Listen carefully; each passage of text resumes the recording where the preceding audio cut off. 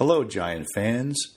Day one of the 2019 NFL Draft is in the books, and the New York Football Giants managed to get 3 picks in. At 6, they drafted Duke quarterback Daniel Jones.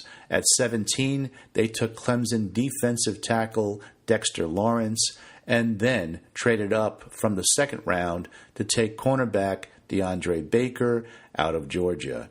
On this episode, you'll hear the reaction from some of the hardcore fans and their take on General Manager Dave Gettleman's direction in this draft and free agency, which will surely impact this team for many years to come. I'm your host, Ed Buetti, and this is the Big Blue Huddle podcast.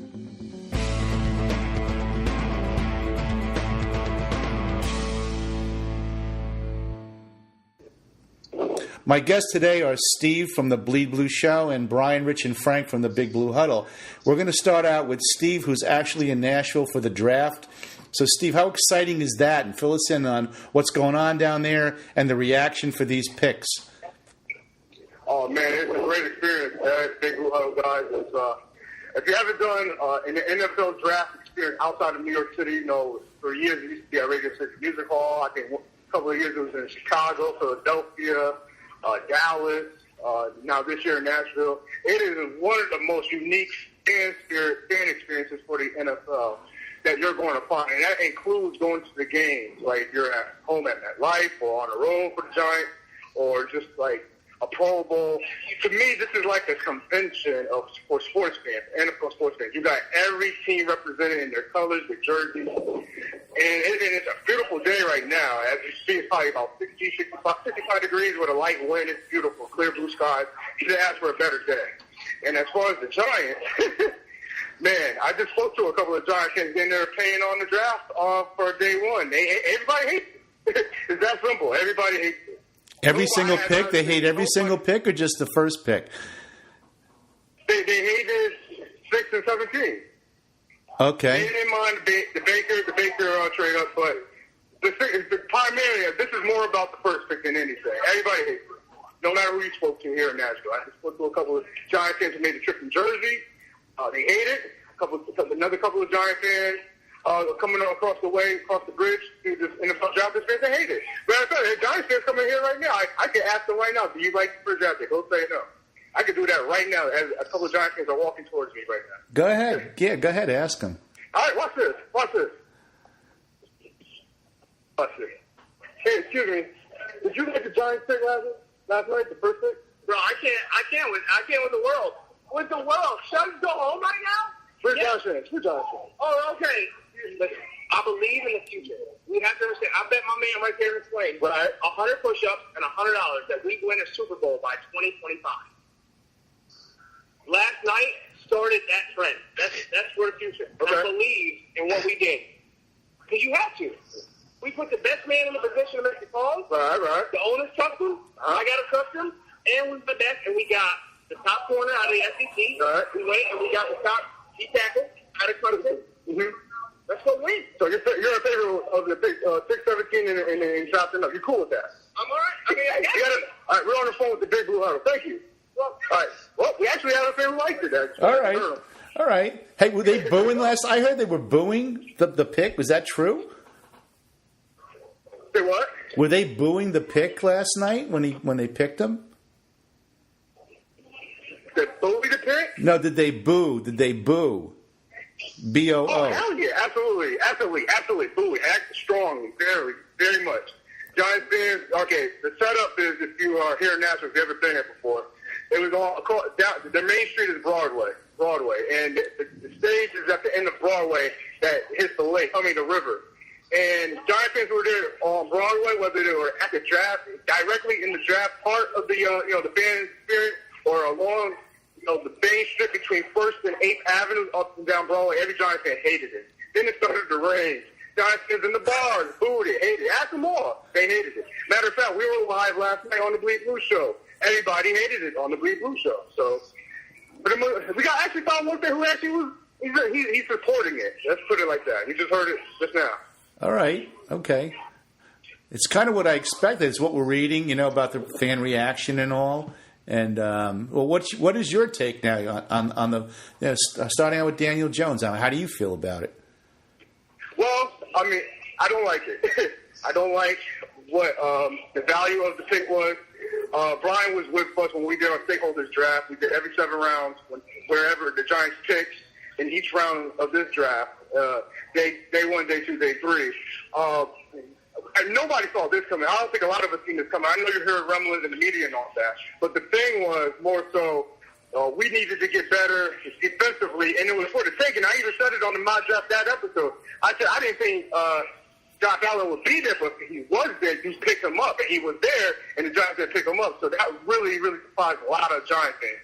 They would have been cool with Josh Allen. We needed an edge rusher. We needed to replace Olivier Vernon, and that did not happen. And then if you ask me, as far as that's the Lord, I think he's a prime player, but I think Giants fans would have rather had something else. I thought the curveball, and like I thought it could have been, was the Oakland Raiders throwing the curveball as far as going for Colin Farrell. And I said they were the key team that was going to make the domino piece in this whole draft, and they were. They went after Farrell, and nobody had Farrell at 4. So, were you surprised at how far down Haskins dropped? Surprised at Dwayne Haskins? Yeah, how he dropped down so low. I was surprised, and I almost threw up last night that he went to the rival. He went to the NFC. Yeah. We got to see this guy. I like Dwayne Haskins, but I'm really surprised. Well, I'm sort of surprised because a lot of teams already have quarterbacks, and the rest of needed a quarterback. And it's because it was really because of us. We needed a quarterback, and we got a quarterback, in my opinion, who is okay. Daniel Jones, I've seen him in the senior. No, see, here's the thing. I saw the Gettleman press conference after the draft last night, and I actually agree with him because I was at the Senior Bowl in Alabama this year. I was there. I saw it live with my own 2 eyes. I thought Daniel Jones was actually good. I thought he had a hell of a second half with a couple of those drives and one converted for a touchdown. Well, when I thought that we should have gone for him at 6, maybe later in the draft, but definitely not at 6. Right. So right. That's why I disagree with our general manager. There's definitely better quarterback, and hence we could have used our number 2 or second round draft pick possibly to take Josh Rosen off the Cardinals' hands. So that's kind of how I looked at it on my mock draft. But hey, we got to move on. We have a lot of holes to fill between Friday and Saturday. I'm kind of over it. I was really pissed last night. A lot of Giants fans pissed all over social media, MetLife Stadium. I saw the videos at MetLife. Here in Nashville, everybody's disgusted, man, for the most part. If you heard this one fan, he's riding with it. But for the most part, most Giants fans did not like how it went down, man. Hey, here's another thing added before I know everybody else has to speak. I got, different fan bases, Texans, Cowboy fans, Eagle fans. Like, I got friends in different fan bases, and I got hit up like crazy from every fan base. Like, what is you doing? I don't know what I can't say. They were like, I can't believe what you're doing. You guys are effing up. You guys are just screwing this thing. I mean, I'm getting this from other fan bases. That's painful as a sport fan. Right? I mean, every sport, I'm getting other fan bases is just criticizing. Okay, we were the butter of jokes last night. Hopefully it turns around today for Friday and Saturday. I'm familiar with a lot of these players, so that we did our homework on, and hopefully it turns out better, man. We got to definitely, ride this out and see how this goes.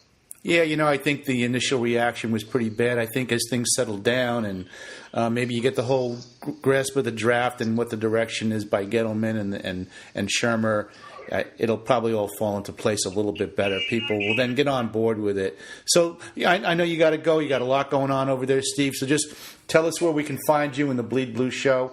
All right. Our website, bleedblueshow.com.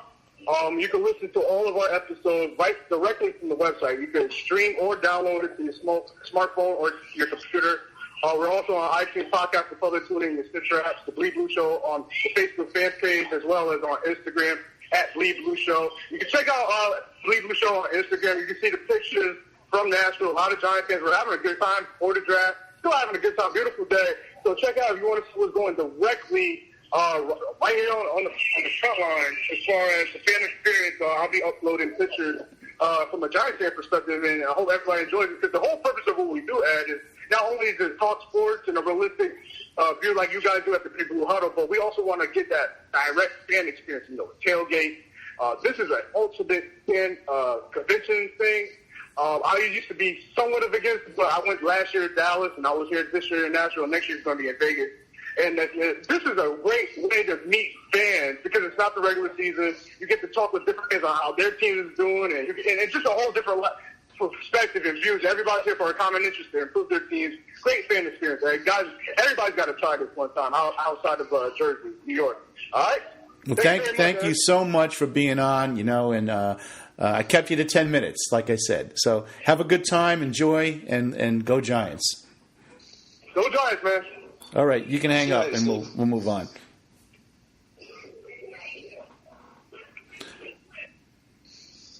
Okay, so wow.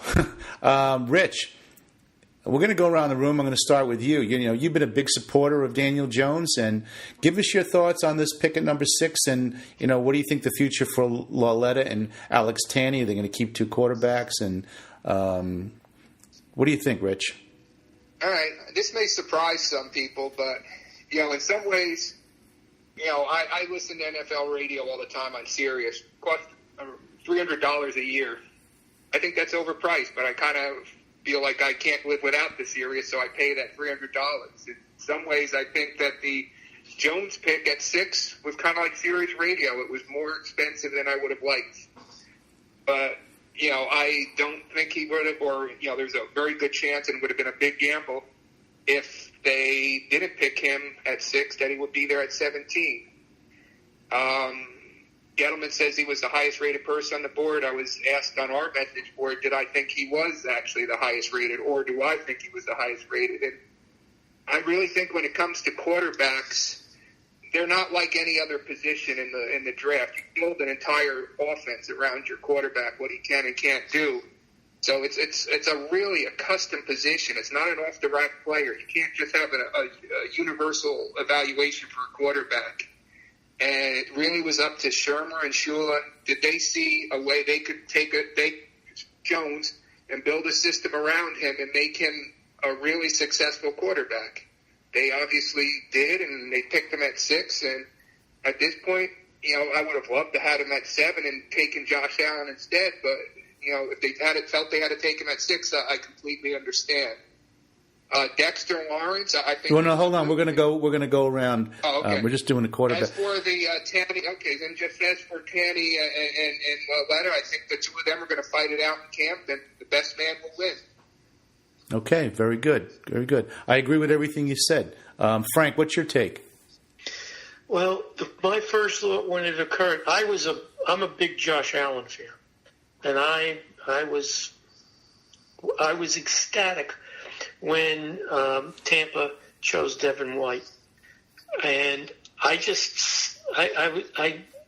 kind of felt though the way things were falling into place, and I don't dislike Daniel Jones, and I don't dislike the pick. But as I said, I thought Josh Allen, in my opinion, would have been the pick, especially since it's such a need and position for us.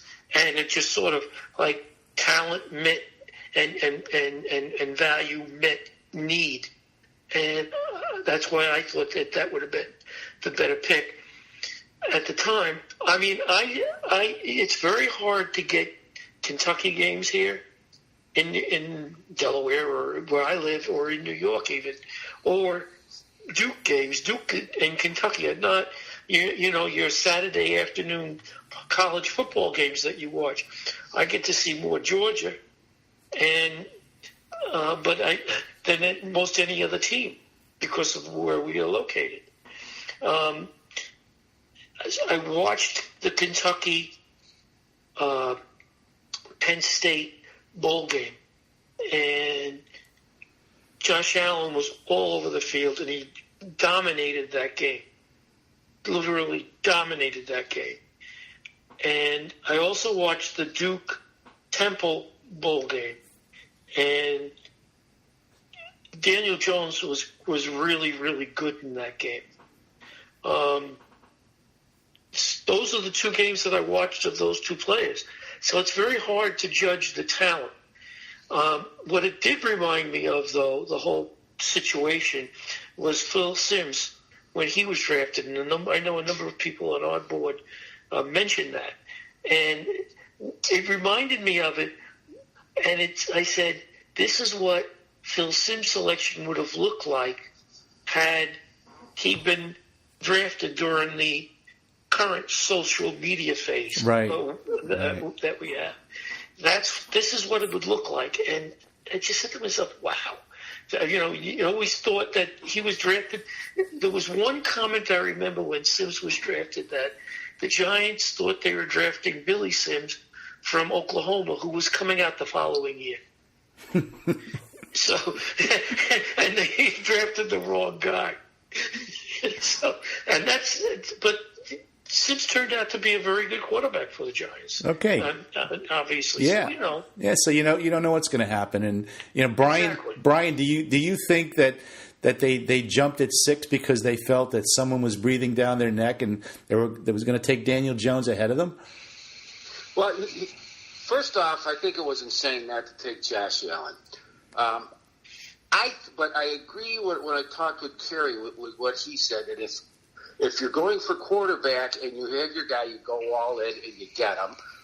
He would agree with me that Jones was probably too high of a pick. But nonetheless, if the Giants were sold on Jones, then that's their guy and go and get him. The Giants have a plan in place. Whether I agree with it or not, I can see that they do have a plan in place. So one thing that sticks out is that Eli is unextended. He's on the last year of his contract. So the Giants are going to go with a quarterback in 2020 other than Eli. I firmly believe that. Otherwise, Eli would have been extended by now. So I think that the Giants thought that Jones was their guy. Therefore, they're drafting him this year. He's going to be the number 2. And he'll probably see some playing time this year, and he's going to be the starter in 2020. So I see it as a long-term pick. I thought that you could probably have traded up to 17, probably up to about 12 or 13, and still gotten Jones. But nonetheless, they felt they had their guy, and they went all in on it. So although I don't agree, I'm not unhappy with what they did. Well, you all made some really good points here, and I agree. I would have rather that they had taken Josh Allen at that pick myself. But again, when they find their man and they have their quarterback, they're not just thinking this year.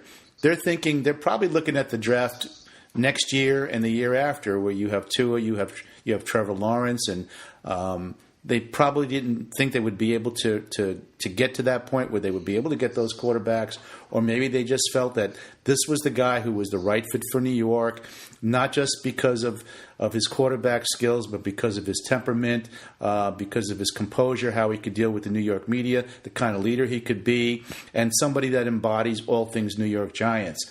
And I think that that's what they did, and I think that they probably felt that Washington might have been looking, or another team might have been looking, and that's why they picked him at 6.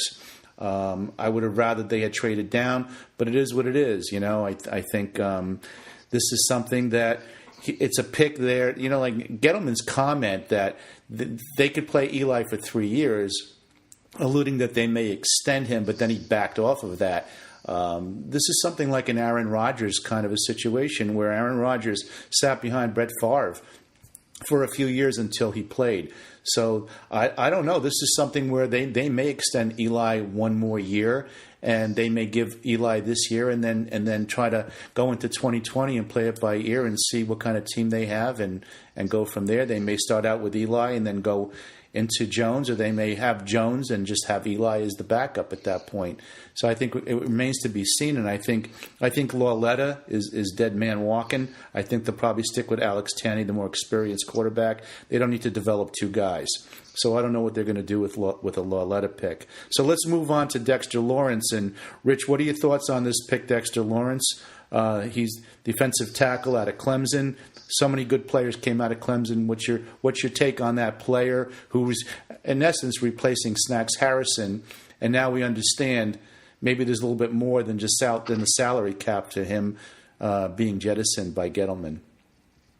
It's funny you mentioned, Snacks, because, in some ways I think people are being very critical of Dexter Lawrence saying, well, why would you draft him? You just had the guy on your roster in Snacks Harrison. Why did you then have to waste the first-round pick on him? And as you alluded to, while I have seen some reports, I have to believe that, when Gettleman talked about fixing the culture, Snacks being let go or traded was part of that fix of the culture, because one of the things about I've always thought with Snacks is he had a natural charisma, he had a natural leadership ability, yet repeatedly he refused to step up and be a leader. He's even publicly in an interview said he did not want to be a leader. And sometimes you can't afford to have a guy who has that natural leadership ability, and he's not unwilling to be part of that solution. So I think some ways that there's an unfair thing. I mean, if you take Dexter Lawrence in isolation,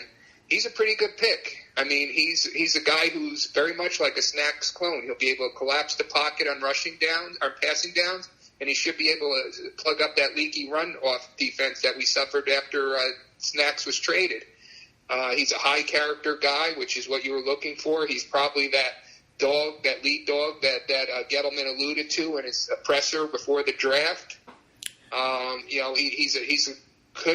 He should be a really good young player that, as they, one of the conventional football wisdoms is you can't win football if you don't win it in the trenches. And I think this guy will help them win in the trenches.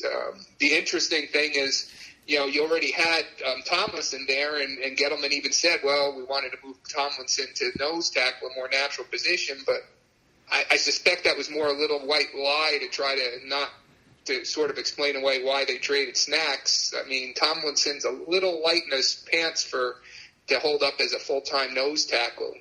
I suspect that Tomlinson's going to see more of a rotational role, or perhaps the Giants might even consider putting him on the trade block to get themselves another third-round pick.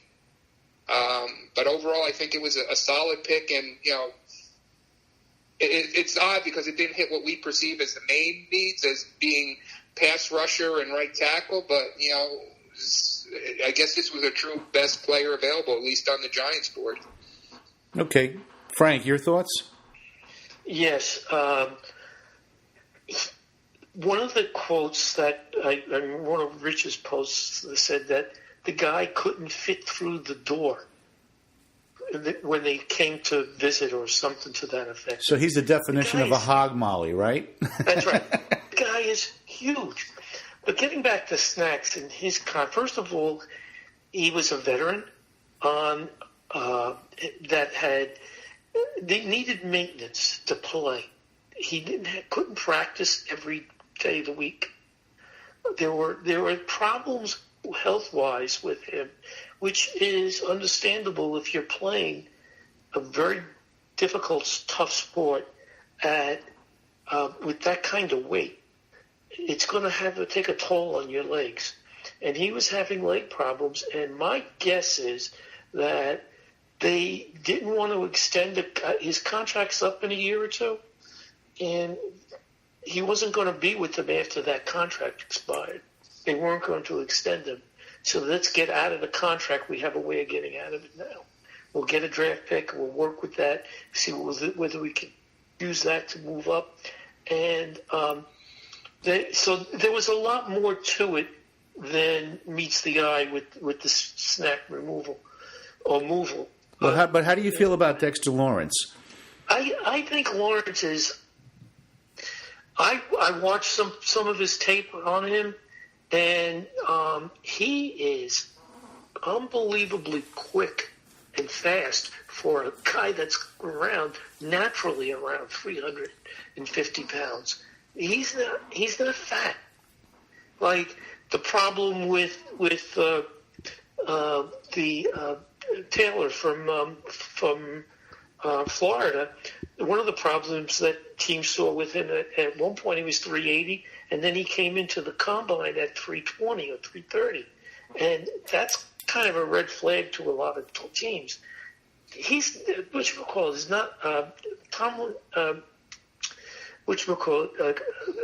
Will Lawrence is not that kind of a player. He is a solid 350. And he's probably carried that weight for a while. So I think his legs are going to hold up for, at least he's young enough, and he'll be on a rookie contract. Okay, very and that's good. the other. So I think, when you look at it, it's value.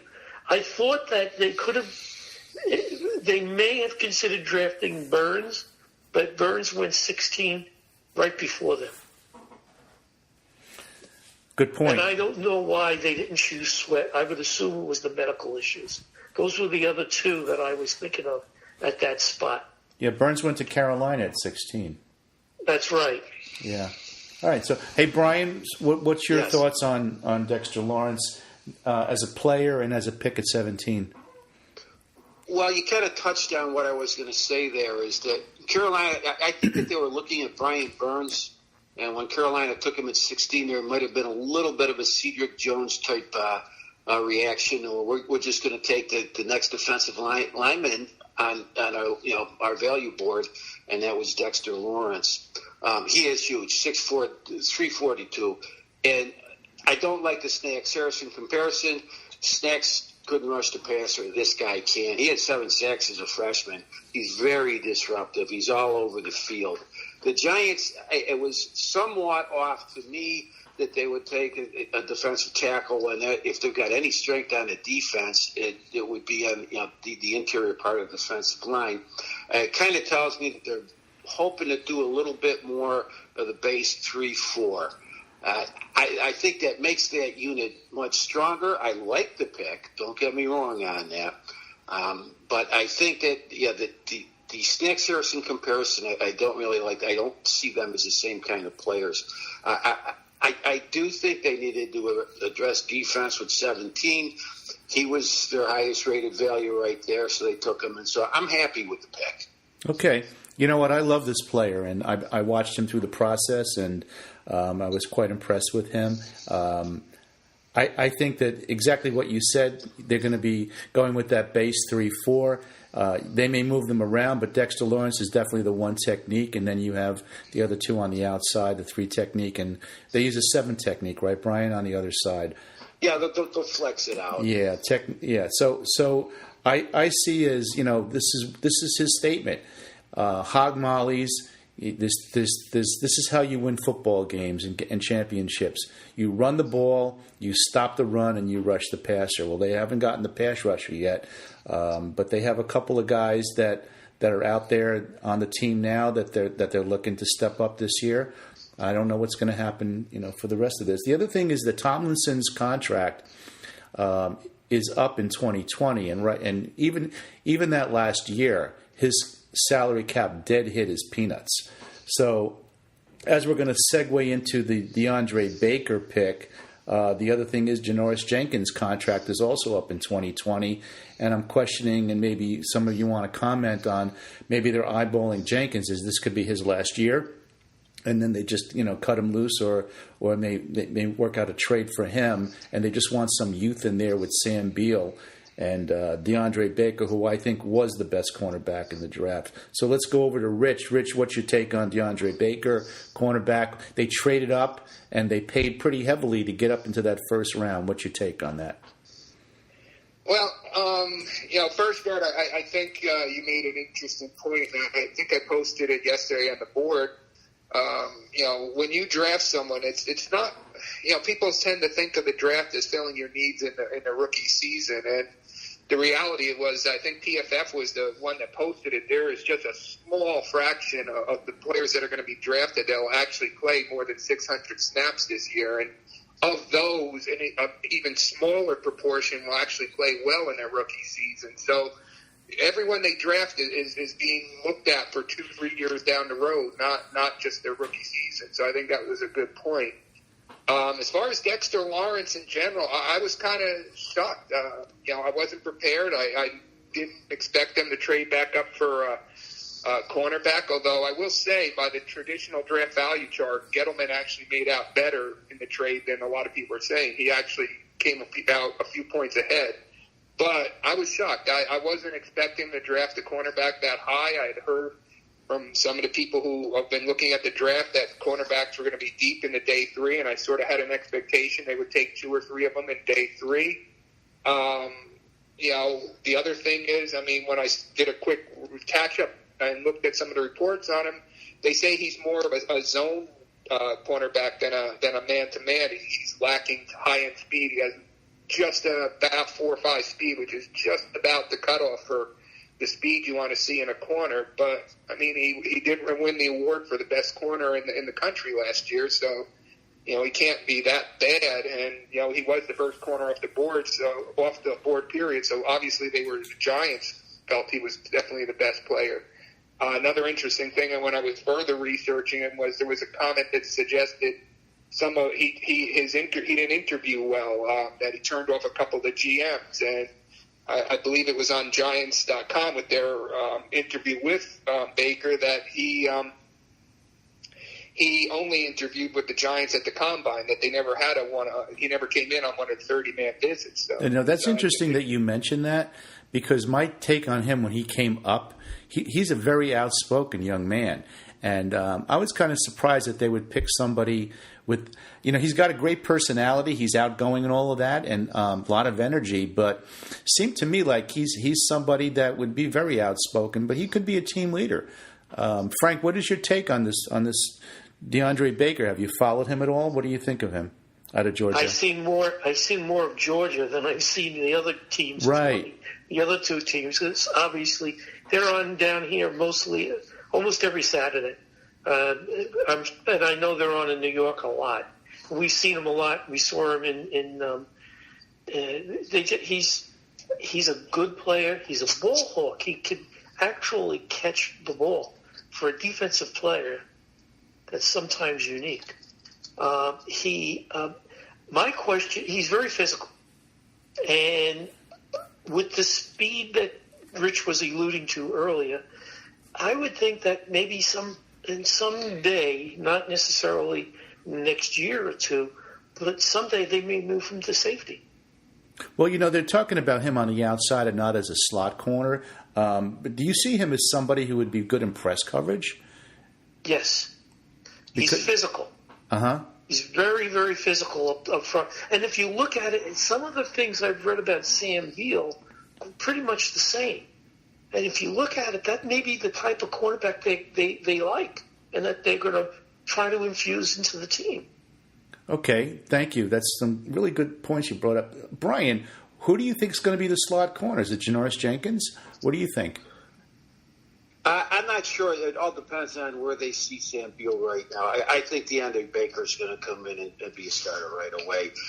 It did cost them a lot. They moved 7 slots. That cost them a 37, 132nd, and 142nd picks of the draft.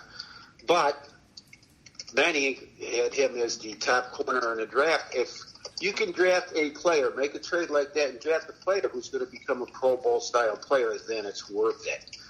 So I like it. This kid, Frank said this kid's got hands, which is a good point, because the old saying is a cornerback is a converted wide receiver who couldn't catch the ball. And it's a generalization, but it's not a bad way of looking at it, because an awful lot of corners, they don't have hands that well. He's a good, strong guy as far as run force goes. And he certainly fits the press man style that James Betcher likes to see. So I really, really like this pick, even though it did cost him somewhat. The slot corner is I got to figure it's probably Grant Haley, because he played that quite a bit towards the end of last year, and he did well at it. So they may be pretty much all set there. Well, you got 3 on the field. You're expecting Beal to start, correct? So, well, I'm not sure. If I preface this that it all depends on where they see Beal's development right now and coming off of the injury. I think Jenkins they'll play out the contract and they'll move on from him. So it was, to me, it was a need. It wasn't the top need on the defense, but all of the top pass rushers were gone. He'd already taken the defensive tackle, and there was only a couple of inside linebackers who were really worth much, and they were both gone. So safety, they addressed safety, in the trades and free agency. So I think it's a damn good pick. Okay, so final thoughts on anything. The overall first day of the draft. I mean, you heard Steve from the Big Blue Show. And by the way, Kerry Dovey, who's the draft analyst for Inside Football, who we all know well, that Inside Football is Patty Trainor's publication. He rated DeAndre Baker as the number one corner. Is that correct, Brian? That's what I recall. Yeah. I believe so, yes. I had to double check, but that's the way I remember. Yeah, so, look, Kerry's the expert on that, and I trust him because he's been more right than any GM that we've ever had. So, absolutely. Yeah.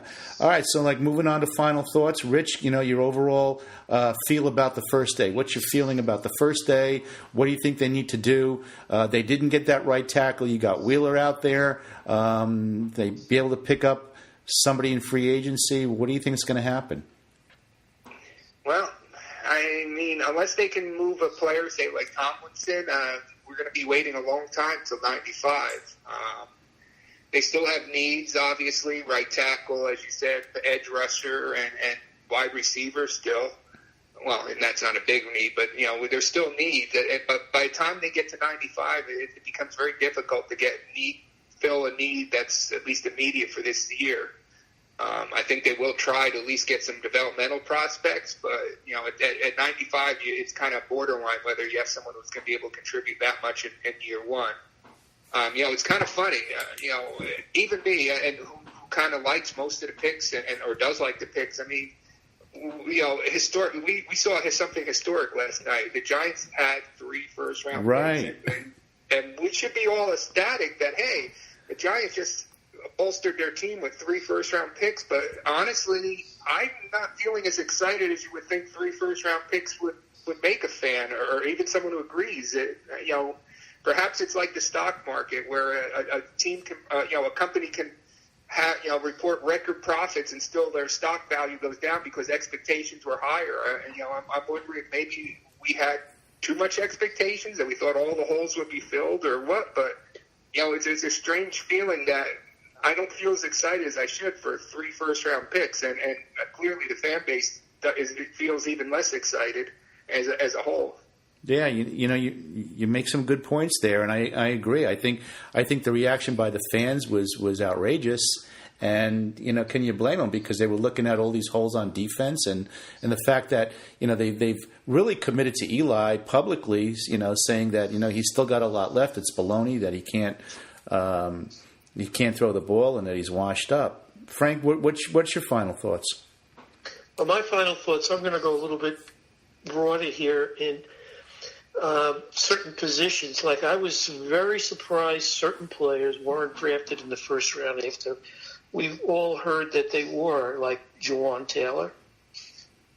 And I'm surprised Titus Howard was drafted in the first round. There are some players out there that we could maybe get. I don't know whether it will or not.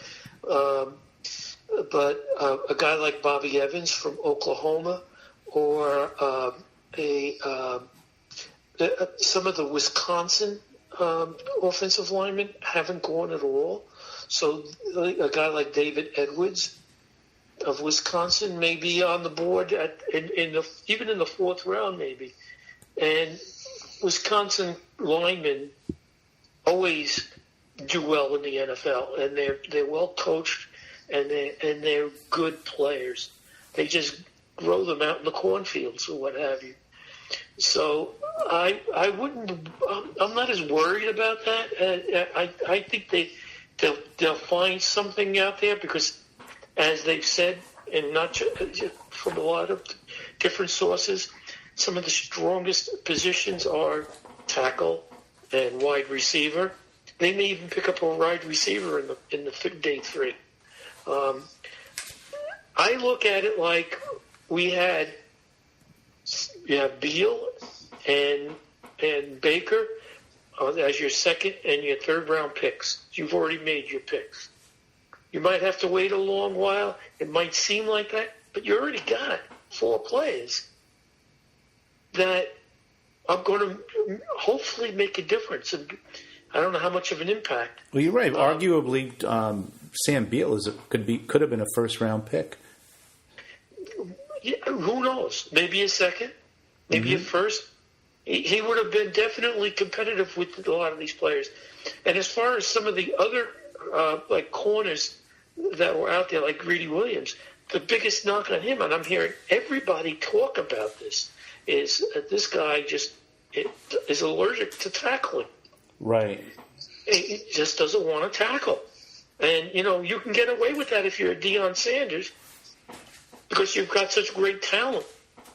But not everybody is Deion Sanders. In fact, there's only one. So I think that there's a lot more that you can get in the third round and in the fourth round. What they may try to do on tonight is take because they should still have 2 5s and the 1 4. They may combine a 5 and their third round pick and move up in the third round, halfway up or somewhere. I don't know where the numbers put them, to get a guy that they're targeting that they are afraid won't be there in the fourth round. So you may see some of that kind of movement where we were talking about how are they going to use the 12 picks. And they used 2 of them plus their second round pick to get to the first round. Right. And, by the way, they also bought a 5th year on the guy because of the fact that he was drafted in the first round instead of the second, early in the second. That's true. That's a really good point there. Well, thank you for your thoughts. Brian, before I go into you, I just want to get a shout-out to Bob in PA because Bob was very, very high on those Iowa tight ends. Hawkinson went to Detroit, and Noah Fant went to the Broncos. And I agreed with him. I thought both of them were going to go in the first round, and they absolutely did. Some phenomenal talent there. Brian, what are your final thoughts? Well, I think the 600-pound gorilla that remains in the room is right tackle, and it hasn't been addressed yet. It's interesting because when was it, last time when in the draft the second tackle wasn't taken till the number 22 pick, which was when Andre Dillard went to the Eagles. The Giants need one. I agree with Frank that I could see them packaging something to move up if they see a quality offensive right tackle still available, and they don't think it'll slip to the end of he won't slip to the end of the third, which I would be very surprised would happen at any of the top tackles. We simply have to upgrade that position to make the offense whole. Tight ends, we didn't need a tight end. We're all set at tight ends. Sam Beal, bringing back up Sam Beal, the Giants said when they drafted him in the supplemental that they saw him as a first-round talent. So, you do have to figure that into the whole equation right here. If you include him, they've drafted 3 players on defense plus what they see as their quarterback of the future. So from the Giants' point of view, they're doing okay right now. Tonight's going to be kind of boring if they don't move up because we got to wait till, I believe, 95. But we'll see what happens. But I figure that there will be a package deal and that they'll end up making some type of trade so that they can get up and get a tackle. So that's all I got. Well, it's not going to be Lauletta for a second-round pick, right? No. So I think they're done drafting quarterbacks. So what about Jawan Taylor? Because Frank mentioned he dropped like a rock. Like, why do you think he wasn't chosen? Nobody picked him. Medical.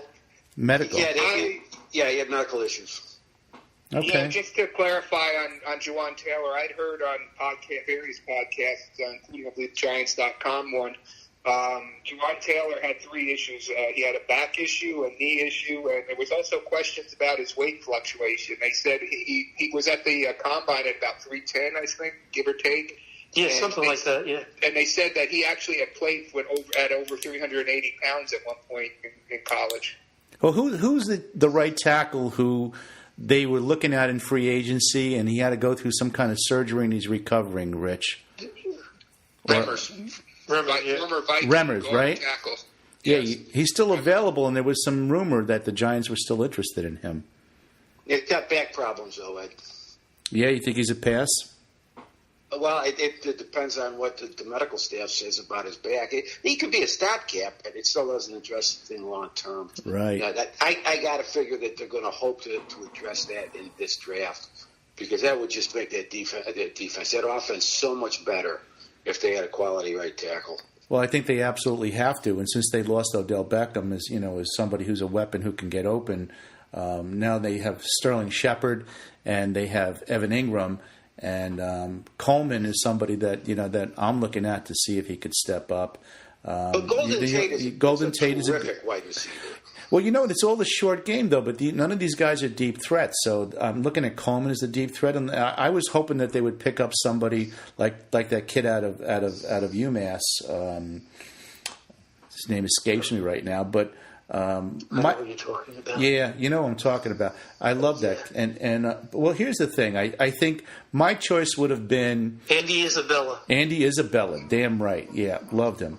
And he's not a slot. He's not a slot receiver. He's a wideout. I would have liked for the Giants to have not picked a quarterback in the first round. I would have been okay if they went with Josh Rosen, if they had traded for like next year's pick and try to stuck to fill some of the holes. But I do like Daniel. I do like Daniel Jones. I think he's going to be a fine quarterback. I just hope there's not going to be a quarterback controversy if the Giants start to lose, or if things break down because they don't have a right tackle. I think Haskins dropped a little bit. I don't know. This thing came out with Haskins' father being so vocal and interfering with a reporter trying to gain some information. Josh Rosen, he's outspoken, and I don't think he was right for New York. So look, I think they got a good quarterback out of this, and I think if they saw their man and they went at 6 and that was their conviction, then I gotta respect it. So those are my final thoughts. They have a lot of holes still to fill. So that's a wrap. You can join us at Big Blue Huddle by going to GiantsFans.net.